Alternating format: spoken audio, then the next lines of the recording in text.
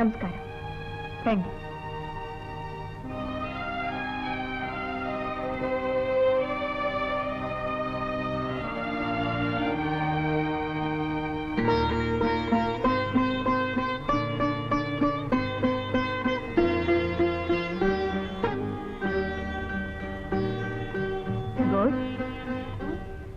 యాపిల్తో వచ్చారు అంటే ఏదో అప్లికేషన్తో వచ్చినట్టు లెక్క.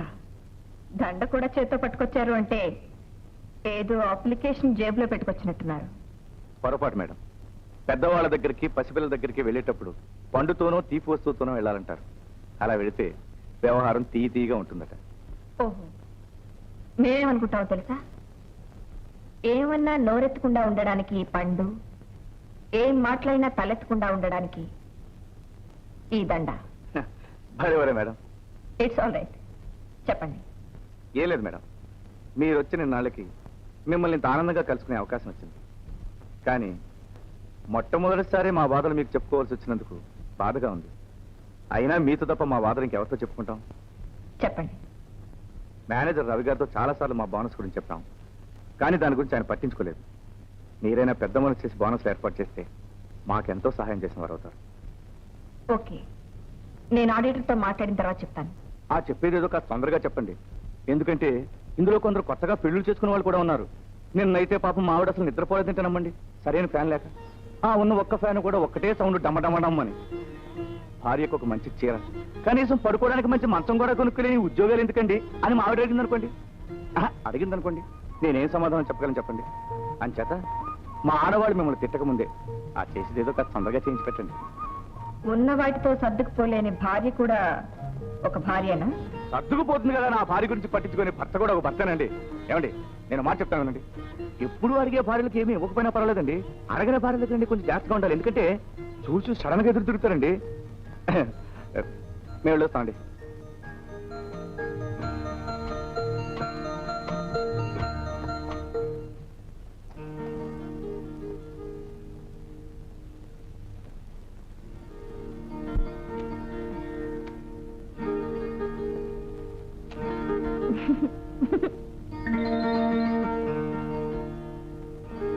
ఏమిటా తిన్నాం కోతిలాగా? రాములు వారు ప్రేమతో ఇచ్చింది ఆంజనేయులు వారు ఇలాగే తింటారు. అలాగా? ఎవరి గారు ఇలాగే తినిపిస్తారు? ఇది స్వామి వారి వరప్రసాద్. ఈ ఫలమును పూర్తిగా ఎవరు భుజించదరో వారికి ఇటువంటి బిడ్డే కలుగును. కాళ్ళు చేతులు లేకుండా బంతిలా పుట్టిన దేవి. అది కదండి, యాపిల్ అందంగా ఎర్రగా ఓ మహారాణి పుడుతుంది. మహారాణియా? ఈ ఒక్క మహారాణితోనే చస్తున్నాం, ఇంకో మహారాణి నాలాంటి హీరో పుడతాడు. మీలాంటి హీరో వద్దండి బాబు, ఇప్పటికే చస్తున్నాం.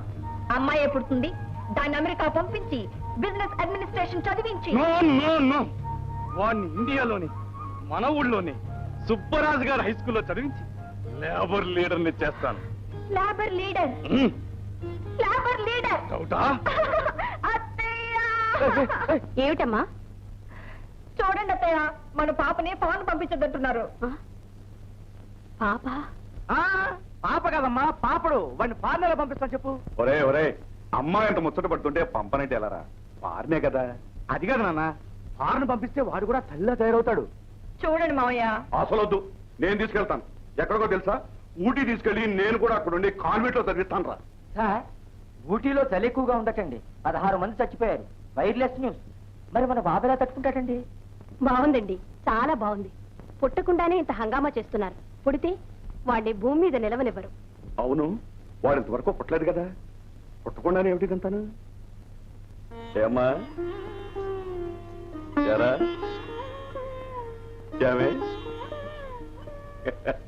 అయ్యా, ఏమిటి? మినిస్టర్ గారు 8 గంటల గెస్ట్ హౌస్ కు వస్తున్నారు. Wireless news. ఓ పద. ఎవడు? ఏమిటి? సాయంకాలం మా చెల్లె పెళ్లికి తాంబూలాలు పుచ్చుకుంటున్నాం. ఆ టైంకి నువ్వు అక్కడికి వస్తే బాగుంటుందని. తప్పకుండా వస్తాను. ఏమండి, అమ్మగారు కూడా వస్తే కాస్త నిండుగా ఉంటుంది. ఏం సీతా? దీనికి అడగాలండి. వెళ్ళొస్తాను రాము. అలాగే. పేటకు నువ్వు ఎందుకమ్మా వెళ్తాం? ఎందుకేమిటండి, వెళ్ళనివ్వండి. తప్పేమిటి? తప్పని కాదే. సరే వెళ్ళమ్మా.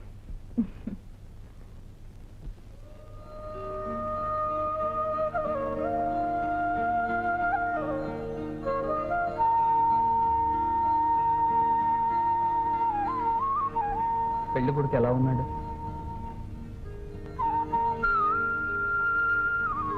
బాగున్నాడు. ఏం చేస్తున్నాడు? చంద్రాపురం ఫ్యాక్టరీలో వర్క్ చేస్తున్నాడు. మంచిది. తీసుకోమ్మా, తీసుకో బాబు.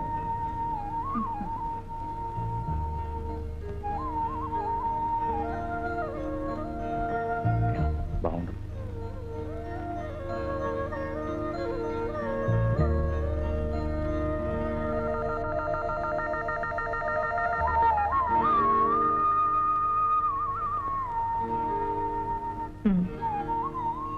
తీసుకోండి.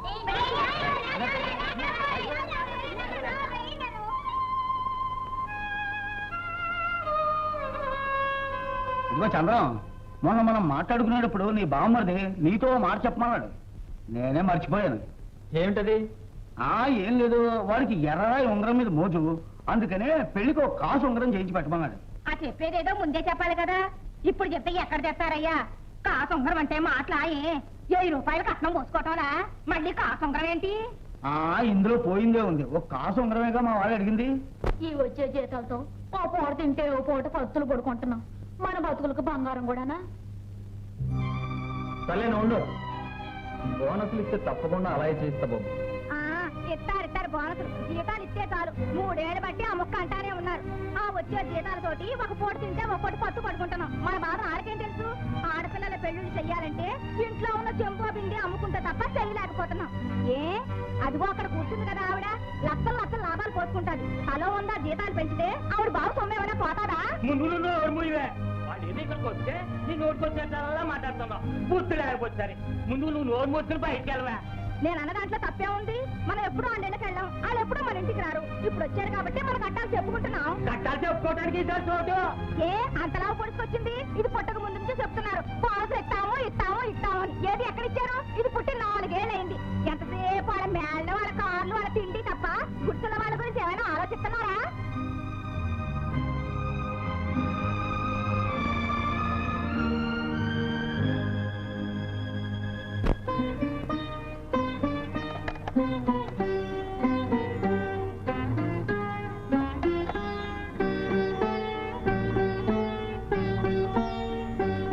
సీత,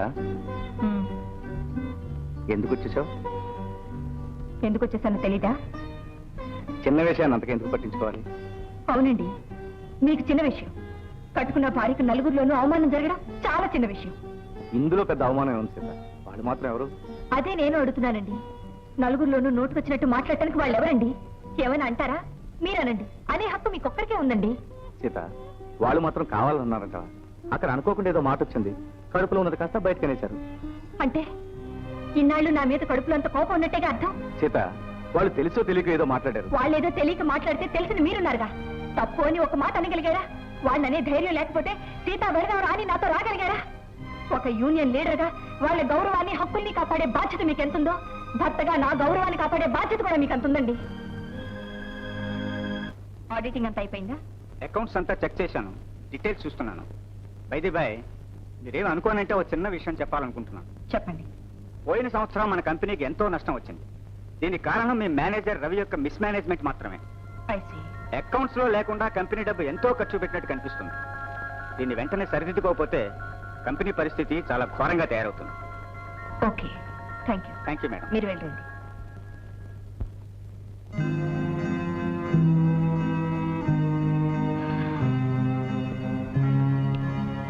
మేడం, మేనేజర్ గారు సార్ పంపించండి. Okay madam.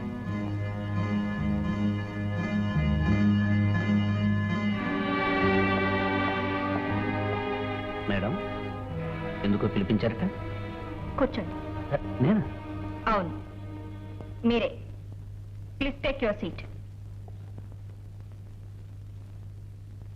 ఒక ఓనర్ వర్కర్ని తన ఎదురుగా ఎప్పుడు కూర్చొనిస్తారో తెలుసా? మొట్టమొదటిగా ఇంటర్వ్యూకి వచ్చినప్పుడు, చిట్ట చివరగా పనిలో నుంచి తీసేసేటప్పుడు. Madam, please sit down. Mister Ravi, కంపెనీకి సంబంధించిన డబ్బు వాడారని ఆడిటర్ రిపోర్ట్స్ లో తెలుస్తున్నాయి. యూసీ, ఇప్పటికిప్పుడు మిమ్మల్ని అరెస్ట్ చేయించొచ్చు, కానీ మీకు ప్రొపరేటరీకి ఉన్న బంధుత్వ రీత్యా ఆ పని చేయలేకపోతున్నాను. రేపటి నుంచి మీరు ఫ్యాక్టరీకి రానవసరం లేదు. సారీ మేడం, ఇవన్నీ ఎవరో నా మీద కిట్టని వాళ్ళు పుట్టించిన పుకార్లై ఉండొచ్చు. నేను ఎప్పుడు కంపెనీ డబ్బు వాడుకోలేదు. కాకపోతే నాకు చిన్న బ్యాడ్ హ్యాబిట్ ఉంది. ఖర్చు పెట్టిన డబ్బు లెక్కలు రాయడం మర్చిపోతుంటాను. అందుకని ఆ ఖర్చులన్నీ నా లెక్కల్లోకి వచ్చేస్తుంటాయి. మీరు మానేయమంటే మానేస్తాను, కానీ ఇది సడన్ గా తీసి పారేస్తే వర్కర్ల ముందు చాలా చీప్ అయిపోతాను. అందుకని మీరు నాకు ఏ పని చెప్పొద్దు. ఫ్యాక్టరీలో పనిచేస్తున్నట్టు వస్తూ పోతూ ఉంటాను. ఆ తర్వాత మెల్లమెల్లగా తగ్గించేస్తాను. ఆ తర్వాత ఇక రాను.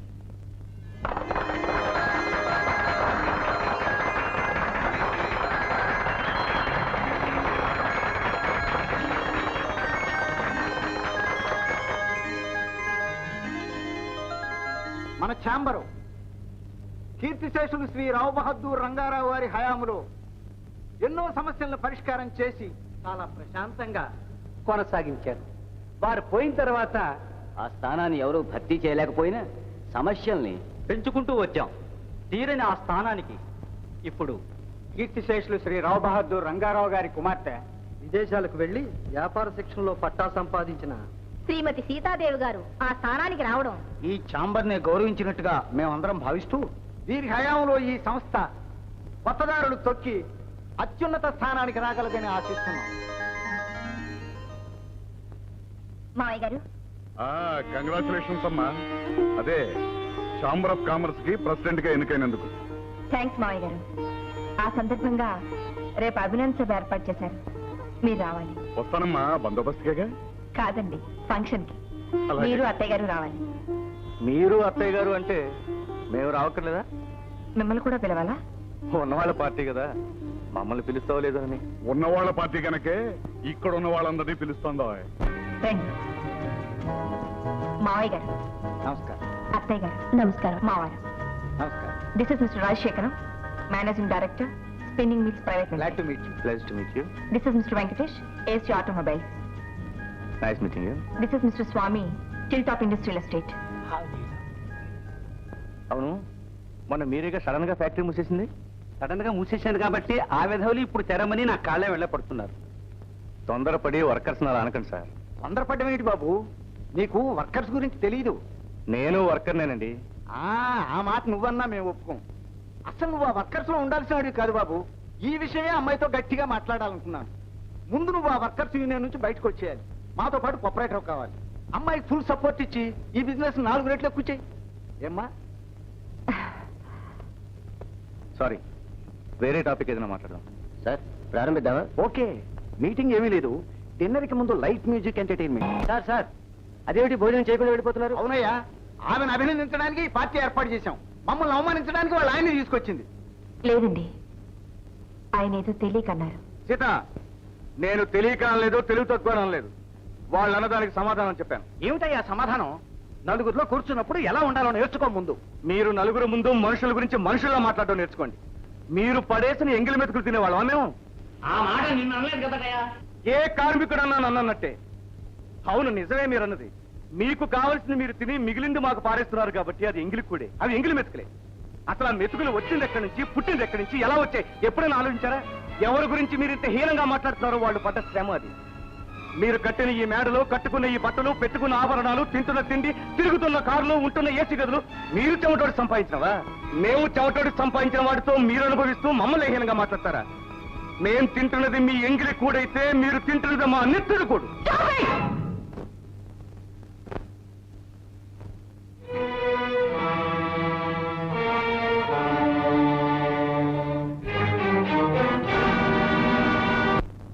ఏమిట్రా అర్థం పర్థం లేకుండా? ఎవర్రా అమ్మాయి? నీ భార్యగా? నీ భార్యకు అవమానం జరిగితే నీకు జరిగినట్టేగా? ఏమిటమ్మా అవమానం? నేనేమన్నా కావాలని చేశానా? అసలు నిన్నెవర్రా పాడమంది? అదేమిటమ్మా, ఆ అమ్మాయి లేని వాళ్ళ గురించి నోటుకు వచ్చినట్టు పాడుతుంటే? పాడితే పాడింది, నీ సొమ్మేం పోయింది? నువ్వు నోరు మూసుకుని ఊరుకోవచ్చుగా. ఏమిటండి బెల్లం కొట్టిన రాయిలాగా మాట్లాడరే? జనరల్ గా నేను కంప్లైంట్ లేకుండా ఏ కేసు టేకప్ చేయనే. ఊరికి తప్పించుకోకండి. ఆ అమ్మాయి ఒక్కరితే కూర్చొని ఏడుస్తూ ఉంటుంది. వెళ్ళి తీసుకురమ్మనండి. నేను వెళ్ళను. నేను కావాలనుకుంటే అదే వస్తుంది. ఆగు. ఒరేయ్, నువ్వు వెళ్ళక్కర్లేదు, ఆ అమ్మాయి రానక్కర్లేదు. మధ్యలో టెలిఫోన్ ఉందిగా, ఓ దెబ్బ కొట్టాయి.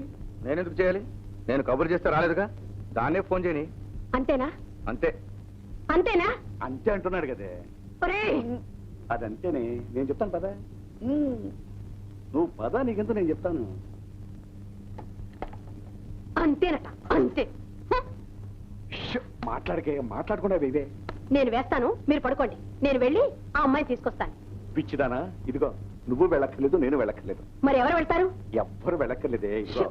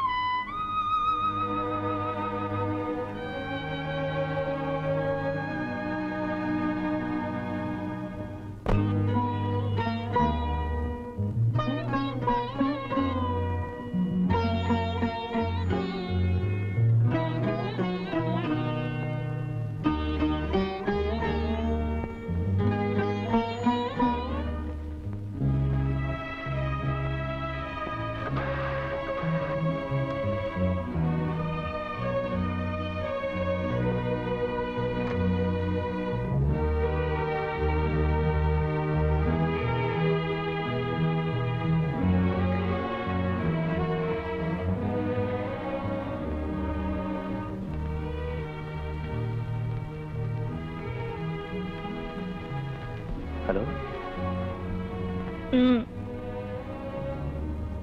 నేనే. నేను ఇంకా ఫోన్ చేయలేదు. నేను మాత్రం చేశానా? నువ్వు వస్తావా, నన్ను రమ్మంటావా?